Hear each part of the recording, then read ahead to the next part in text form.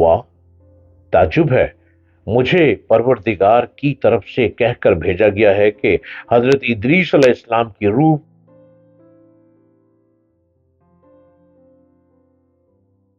Hello, अस्सलाम वालेकुम।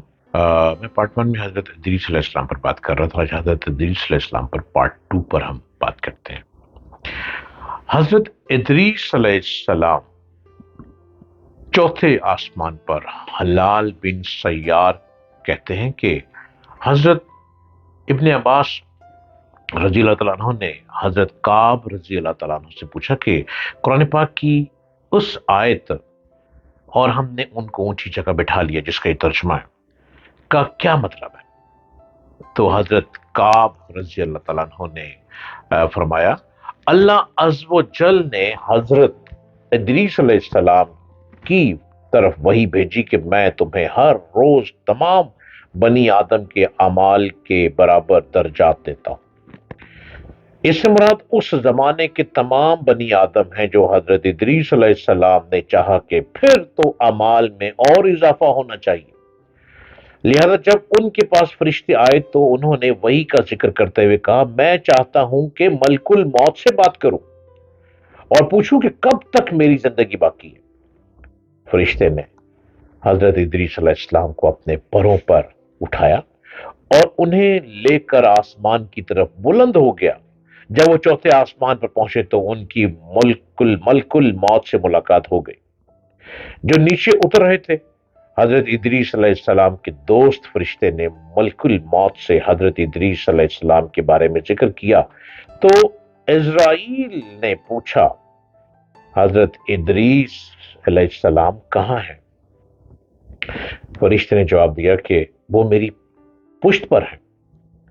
इस पर मलकुल मौत ने हैरत का इजहार करते हुए कहा कि वाह, ताज्जुब है, मुझे परवरदिगार की तरफ से कहकर भेजा गया है कि हजरत इदरीस अलैहिस्सलाम की रूह चौथे आसमान पर कब्ज कर लो। तो मैंने सोचा कि वो तो जमीन पर हैं, उनकी रूह चौथे आसमान पर कैसे कब्ज करूं। अभी इसी सोच विचार में था और जमीन पर उतर रहा था कि तुम उन्हें लेकर चौथे आसमान पर आ गए। फिर मलकुल मौत ने उनकी रूह कब्ज कर ली। इब्ने अबी हातिम ने भी इस आयत की तफसीर के जिक्र में इस हदीस को जिक्र करते हुए ये इजाफा किया है कि हजरत इदरीस अलैहिस्सलाम ने फरिश्ते से कहा, मलकुल मौत से मेरे बारे में सवाल करो कि मेरी उम्र कितनी बाकी रह गई है। जबकि हजरत इदरीस अलैहिस्सलाम फरिश्ते के साथ ही थे।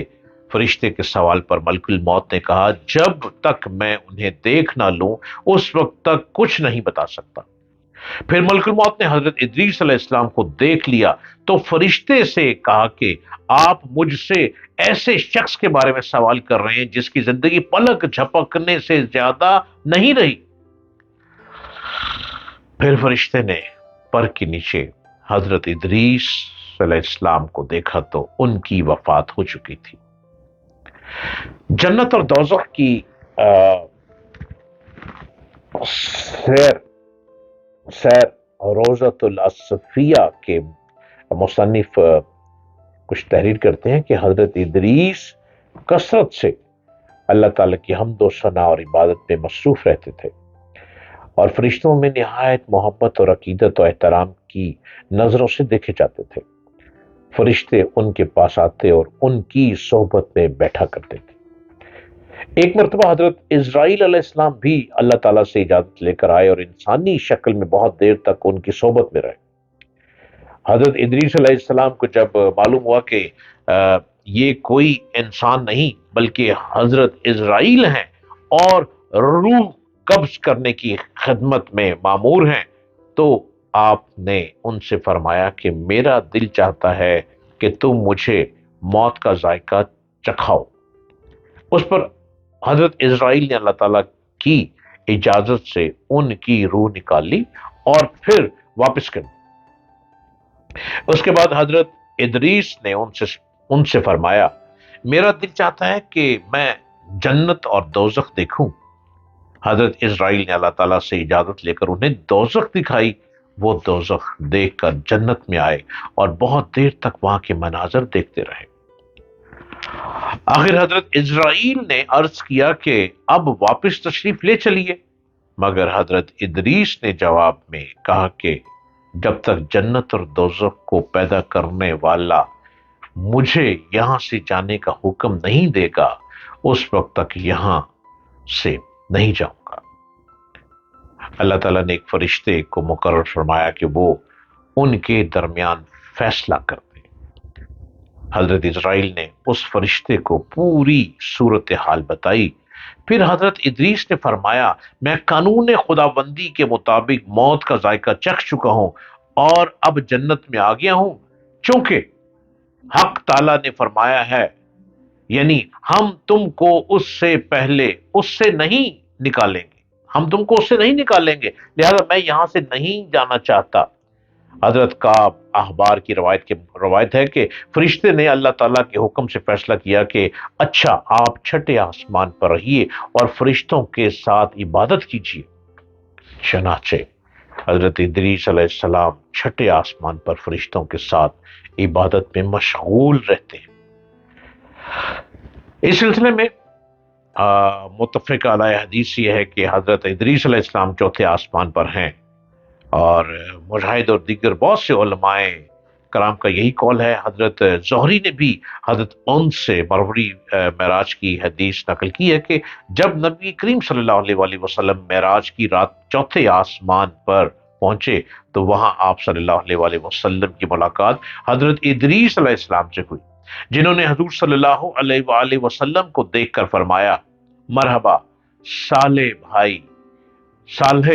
بھائی اور صالح نبی صلی اللہ علیہ وآلہ وسلم۔ حضرت ادریس علیہ السلام کی زندگی میں دو چیزیں بہت نمایاں ہیں، ایک وعظ و تبلیغ اور دوسری آل قبائل کے ساتھ جہاد۔ چونکہ انہیں وعظ و تبلیغ میں ایک ملکہ حاصل تھا، چنانچہ ان کی پہلی کوشش یہی رہی کہ وعظ و نصیحت سے آل قبائل راہ راست پر آ جائے اور دنیا برائیوں سے پاک ہو کر ایک اللہ کی عبادت کرنے لگے، لیکن شیطان نے ان لوگوں کو پوری طرح اپنی گرفت میں لے لیا تھا۔ جب آپ ان سے اللہ کی وحدانیت کی بات کرتے، ایک اللہ کی عبادت کی نصیحت کرتے، برائیوں کو چھوڑنے کی تلقین کرتے، تو یہ باتیں ان لوگوں کو بڑی ناگوار گزرتی اور آگ بگولا ہو کر انہیں اذیتیں دیتے، تمسخر اڑاتے، پتھر مارتے۔ دراصل ایک طویل عرصے تک شیطان کے زیر اثر رہ کر یہ لوگ شرک و کفر اور برائیوں کے دلدل میں گردن تک دھنس چکے تھے۔ دنیا واضح طور پر دو گروہوں میں تقسیم ہو چکی تھی، ایک شیطان کے پیروکار اور دوسرے اللہ رب کائنات کے ماننے والے۔ حضرت ادریس علیہ السلام اس صورتحال پر بڑے دل گرفتہ اور پریشان رہا کرتے تھے۔ آپ نے لاکھ کوشش کی کہ کسی طرح تبلیغ کے ذریعے ان لوگوں کو راہ راست پر لایا جا سکے، لیکن جب کوئی صورت نظر نہ آئی تو انہوں نے اللہ تعالیٰ کے حکم سے ان لوگوں کے خلاف جہاد کا فیصلہ کیا۔ انہوں نے اللہ اور اس کے پیغمبر پر ایمان رکھنے والے نوجوانوں کو ایک جماعت کے ساتھ آل قبائل کے ساتھ جہاد کیا، جس میں اللہ تعالیٰ نے انہیں کامیابی عطا فرمائی اور بہت سی بلندی بھی آپ کو عطا کی گئی۔